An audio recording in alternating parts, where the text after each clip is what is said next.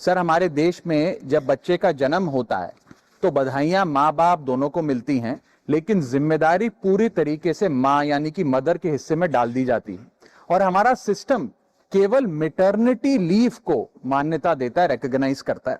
ये एक societal failure है जिसे हमारे लॉज रीइंफोर्स कर रहे हैं। सर, कानून समाज का आईना होता है, और जब कानून में फादर यानी पिता की केयर गिविंग रिस्पॉन्सिबिलिटीज को मान्यता नहीं दी जाती है तो हम इंस्टीट्यूशनली ये संदेश दे रहे हैं कि पेरेंटिंग केवल मां की जिम्मेदारी, it is only and only the mother's job.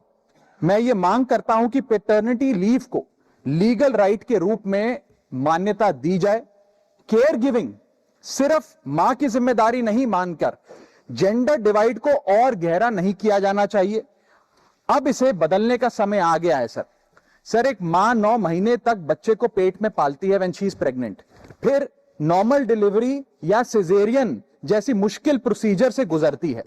उसे मेडिकल केयर, दवाइयों के साथ साथ अपने हस्बैंड की फिजिकल, मेंटल और इमोशनल सपोर्ट की भी जरूरत होती है। पति की भी बीवी के प्रति केयर गिविंग रिस्पॉन्सिबिलिटीज होती हैं, सिर्फ बच्चे के प्रति नहीं।